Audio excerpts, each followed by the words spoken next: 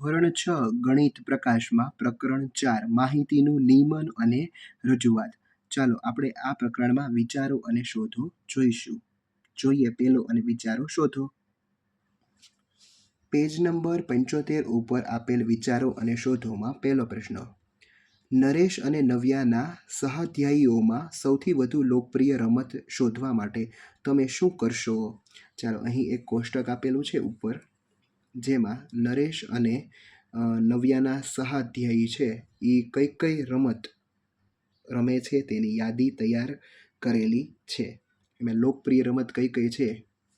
ચલો આમાં આપણે છે એ પહેલા પ્રશ્ન જવાબમાં છે એ આપણે આવૃત્તિ કોષ્ટક બનાવીશું. ચાલો આપણે આવૃત્તિ કોષ્ટક જોઈએ અને ત્યારબાદ પ્રશ્નોના જવાબ પણ જોઈએ. ચાલો આવૃત્તિ કોષ્ટક આપણે આવું કંઈક બનાવશું. એમાં રમતોના નામ અને વિદ્યાર્થીની સંખ્યા. કબડ્ડી કેટલી વાર આવે છે? તો કે 6 વિદ્યાર્થી કબડ્ડી પસંદ કરે છે. હોકી કેટલા વિદ્યાર્થી? તો કે 8 વિદ્યાર્થી. સાતોડિયું તો કે 5 વિદ્યાર્થી. ક્રિકેટ 6 વિદ્યાર્થી. બેડમિન્ટન 2 વિદ્યાર્થી અને ફૂટબોલ 4 વિદ્યાર્થી.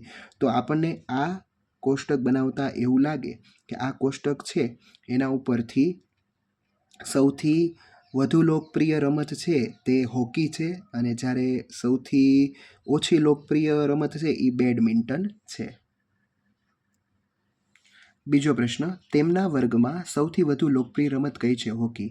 તમારા સહાધ્યાયીઓમાં સૌથી વધુ લોકપ્રિય રમત શોધવાનો પ્રયત્ન કરો. એટલે કે તમારા ક્લાસમાં જેટલી સંખ્યા હોય આ દરેકને તમે પૂછો કે તમારી રમત લોકપ્રિય કઈ છે, ત્યારબાદ તમે આવૃત્તિ કોષ્ટક બનાવી શકો.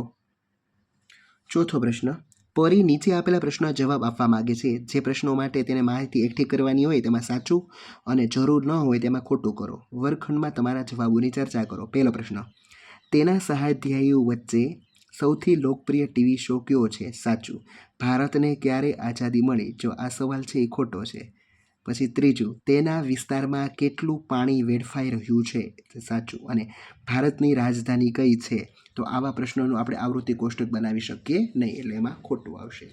ચલો એના નીચે કોષ્ટક આપેલું છે કે જલેબી આવૃત્તિ ચિહ્ન છે એને તમારે ગણતરી કરવાની. 1 2 3 4 આડો લીટો 5 અને આ 6. 1 2 3 4 આડો લીટો 5 6 7 8 અને 9. એવી રીતના કેટલા થશે? તો કે 13. આ 1 2 ને 3 અને આ 7.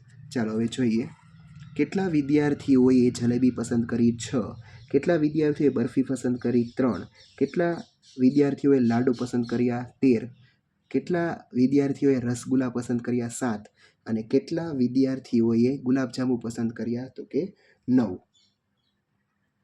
ચલો એમાં આપણે બીજો પ્રશ્ન જોઈશું. શું ઉપરોક્ત કોષ્ટક વિદ્યાર્થીને તેની પસંદગીની મીઠાઈ વહેંચવા માટે પૂરતું છે? સમજાવો. તો કે ના, પૂરતું નથી. શું કામ? કારણ કે કોષ્ટક દરેક વિદ્યાર્થીને તેની પસંદગીની મીઠાઈ વહેંચવા માટે પૂરતું નથી. આ કોષ્ટક દરેક પ્રકારની મીઠાઈ પસંદ કરનારા વિદ્યાર્થીઓની સંખ્યા જ દર્શાવે છે, પરંતુ પસંદ કરનાર વિદ્યાર્થીના નામ દર્શાવતું નથી. તેથી છે એનો જવાબ શું આવશે? તો કે ના. ચલો અહીં તમારું આ પેજ નંબર પરનું વિચારો અને શોધો પૂર્ણ થાય છે. Thank you.